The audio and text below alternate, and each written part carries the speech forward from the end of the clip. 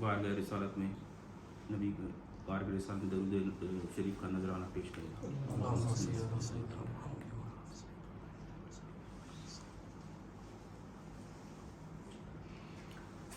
اللہ تعالیٰ کا بے انتہا فضل کرم ہے، اللہ تعالیٰ نے ہمیں نبی کریم صلی اللہ علیہ وسلم کی امت میں پیدا ہونے کا فخر عنایت فرمایا۔ الحمدللہ یہ فخر اشکی انبیاء نکلا، مزید برائے کرم ہوا۔ اللہ تعالیٰ نے ہمیں قرآن جیسی نعمت سے وابستہ فرمایا، اولیاء اللہ کے دامن سے وابستہ فرمایا، اور ہمیں فیضان غوث اعظم رضی اللہ تعالیٰ عنہ محفل میں جمع فرمایا، تجدید ایمان کے لیے ہمیں موقع عنایت فرمایا۔ آج انشاءاللہ حضور اب یا غوث اعظم دستگیر رضی اللہ تعالیٰ عنہ کے بارے میں ہم بات کریں گے۔ تو محبوب سبحانی، خود محبوب سبحانی محی الدین شیخ عبد القادر جیلانی رضی اللہ تعالیٰ عنہ، غوث اعظم دستگیر رضی اللہ تعالیٰ عنہ، آپ حسینی بھی ہیں، آپ حسینی بھی ہیں۔ والد کی نسبت سے آپ حسینی بھی ہیں رضی اللہ تعالیٰ عنہ، اور والدہ کی نسبت سے آپ حسینی بھی ہیں رضی اللہ تعالیٰ عنہ۔ آپ اہل بیت ہیں، آپ اہل بیت ہیں۔ تو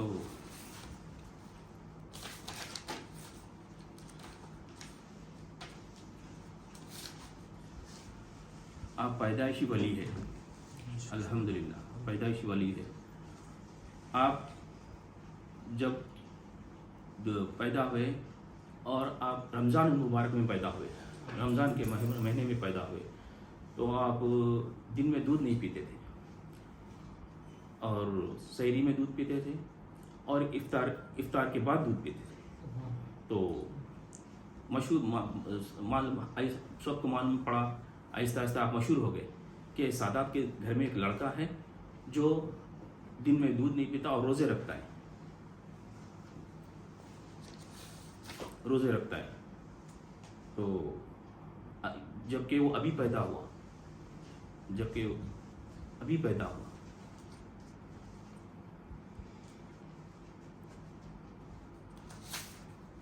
اور جب رمضان مبارک کے مہینے میں رمضان گزر گیا، مطلب 29ویں رات آ گئی، تو اب موسم بارش کا موسم تھا، بادل چھائے ہوئے تھے، تو چاند کا پتہ نہیں لگ رہا۔ تو لوگوں نے مشورہ کیا، ایک کام کرتے ہیں، سحری کر لیتے ہیں، فجر پڑھتے ہیں، اور سادات کے گھر چلے جاتے ہیں۔ تو وہاں جاتے ہیں، اگر سے لڑکے نے دودھ پیا تو ہم عیدگاہ چلے جاتے ہیں، لڑکے نے دودھ نہیں پیا تو ہم روزہ رکھ لیتے ہیں۔ تو آپ کے فیصلے پر لوگ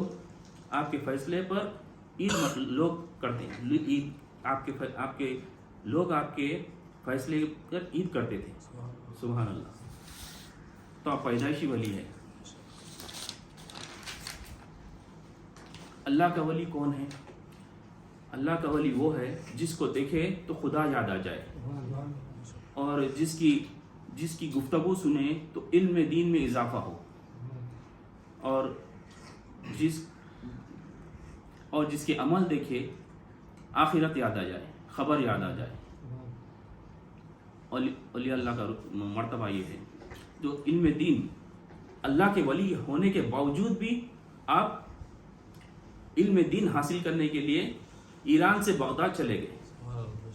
جیلان جو نام ہے ایران میں ہے، تو وہاں جیلانی بھی ان کو کہا کرتے تھے۔ تو جب آپ پیدا ہوئے اور جب معصوم تھے، آپ گھر کے باہر کھیلنے جاتے تھے، تو آپ کو غیب سے آواز آتی تھی، اے مبارک بچے میری طرف آ۔ الحمدللہ۔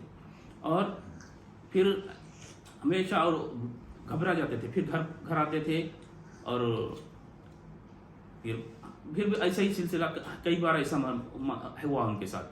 تو ایک بار کھیلنے کے لیے گئے، تو گائے نے کھیل رہے تھے، گائے تھی، تو گائے نے پلٹ کے کہا، اے عبد القادر آپ اس کام کے لیے پیدا نہیں ہوئے. تو آپ گھبرا گئے, خوف زیادہ ہو گئے, آپ سیدھا گھر پہ گئے, چھت پہ چڑھ گئے. حج کا مہینہ تھا, حج کا جو ہے سو مہینہ تھا. تو اب چھت پر چڑھ کے دیکھیں تو آپ کو عرفات کا میدان آپ کے آنکھوں کے سامنے آ گیا, عرفات کے میدان نظر آیا. تو آپ نے اپنی والدہ کے پاس گئے اور اپنی والدہ کے پاس جا کے بولے, اے میری والدہ مجھے اللہ کے حوالے کر دیجیے. کیا بیٹا کیا بات ہے؟ تو انہوں نے سارا واقعہ سنایا کہ ایسا ہے, میرے کو آواز آتی ہے, تو ایسا مسئلہ ہوا. تو ٹھیک ہے, اب ہماری ملاقات قیامت میں ہی ہوگی. تو والدہ کی عمر کتنی تھی؟ 60 سال تھی. 60 سال کی عمر میں آپ کی پیدائش ہوئی, 60 سال کی عمر تھی والدہ کی. تو دیکھیے 60 سال کی عمر میں بیٹا ہوا, یہاں ایران سے بغداد کے لیے بھیج رہے, لیکن ہم اپنی اولاد کو ذرا علم دین کا علم حاصل کرنے کے لیے تھوڑی دور بھیج نہیں سکتے. بھیجے تو ایک ڈر اور خوف پیدا ہو جاتا, کہاں میرے بچے کو کچھ ٹکر ہو جائیں گی, کوئی مار دے گا, کوئی ستائے گا, کوئی چھین لے گا, ہمارا خوف. لیکن جب بچہ دنیا کی تعلیم حاصل کر لیتا ہے, 18-20 سال کا ہوتا ہے, اس کو آسٹریلیا بھیج دیتے ہیں, UK بھیج دیتے ہیں کمانے کے لیے. دنیا حاصل کرنے کے لیے ہم یہ قربانیاں دے دیتے ہیں, لیکن دین حاصل کرنے کے لیے ہم قربانی دینے کے لیے پیچھے ہٹتے ہیں. تو ہمیں اپنے اولاد کے لیے ہم بھی قربانی دینا ہے, اولاد کا بھی کام ہے کہ وہ بھی اپنی علم دین کے لیے قربانی دے. تو اللہ تعالیٰ ہم سب کو اپنی اولاد کو علم دین سکھانے کی اور ہم کو بھی سیکھنے کی نیک توفیق عطا فرمائے. تو آپ بغداد تو چلے گئے, بغداد گئے, مطلب آپ کی والدہ نے ٹھیک ہے کہہ دیا, اور آپ کو آپ کے یہ استین کے اندر 40 اشرفیاں سی کے باندھ دیے, 40 اشرفیاں. تو سفر ہے, سفر میں جا رہے ہیں, کئی دن کا سفر ہے.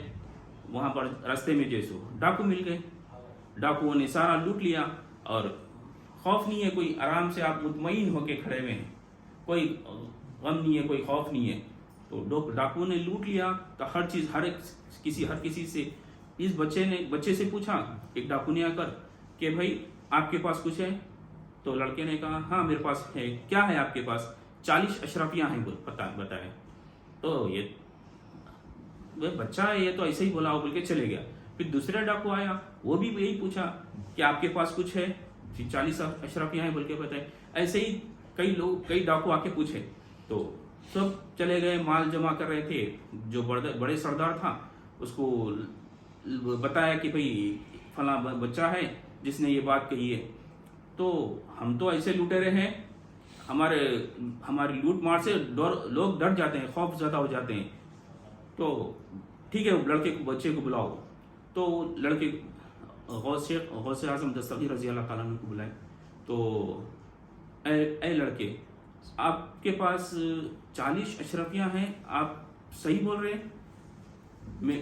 میں جھوٹ نہیں بول سکتا, میں نے اپنے ماں سے وعدہ کیا ہے. میری ماں نے کہا کبھی زندگی میں جھوٹ نہیں بولنا, تو میں اپنی ماں کی بات پہ قائم ہوں. تو میرے پاس 40 اشرفیاں, یہ تو آپ چھپا بھی سکتے تھے, یہ آپ کے کام میں آتا تھا, لیکن میں نے اپنی ماں سے وعدہ کیا, تو میں یہ جھوٹ نہیں بول سکتا. تو یہ بات اتنی گہری اس ڈاکو کو لگی کہ وہ اسی وقت اسی نے کہا آج کے بعد میں یہ کام چھوڑ رہا ہوں, اور اب میں زندگی میں یہ کام نہیں کروں گا. تو یہ کام چھوڑ دیا ہوں میں نے. تو اس کے ساتھ میں جو ساتھی تھے اس نے بھی, وہ لوگ بھی یہ کہیں کہ ہم ہر کام میں آپ کے ساتھ تھے, ہم بھی ایمان لاتے ہیں, ہم بھی اسلام قبول کرتے ہیں. تو ساروں نے اسلام لایا, ایمان قبول کر لیا, الحمدللہ. تو چلے گئے, بغداد گئے, علم دین حاصل کرے, لیکن آپ واز نہیں کرتے تھے. واز نہیں کرتے تھے. تو واز نہیں کر رہے, کئی عرصہ گزر گیا, واز نہیں کر رہے. تو ایک دن خواب میں غوث اعظم دستگیر رضی اللہ تعالیٰ عنہ کے خواب میں حضور صلی اللہ علیہ وسلم خواب میں آئے. خواب میں آ کے کہا, اے میرے بیٹے, آپ واز کیوں نہیں کرتے؟ تو غوث اعظم دستگیر رضی اللہ تعالیٰ عنہ نے کہا,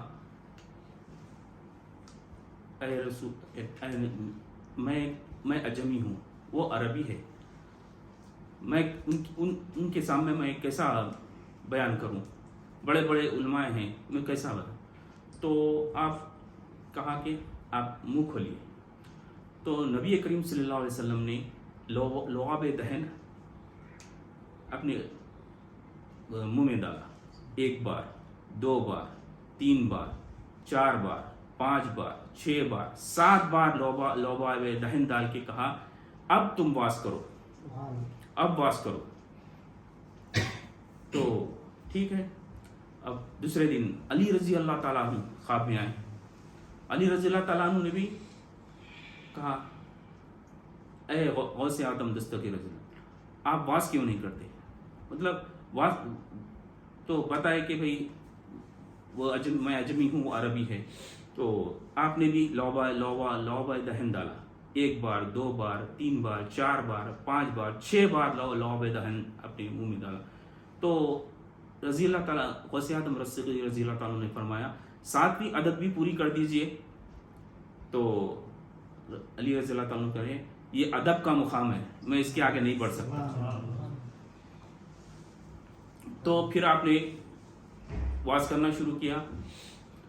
2 آدمی تھے, 2 آدمی سے واز کرنا شروع کیا. 2 سے بندے بڑھتے گئے. پھر آپ نے مسجد میں بیان کیا, پھر عیدگاہ میں چلے گئے, صحرا میں چلے گئے, پھر میدان میں میدان میں چلے گئے. تو لوگ ایک مجمع میں 70 ہزار لوگ رہتے تھے. جو سامنے والا سنتا تھا وہی پیچھے والا بھی وہی برابر سنتا تھا. تو اللہ کے ولی ایسے ہوتے ہیں. الا ان اولیاء اللہ لا خوف علیہم ولا هم يحزنون.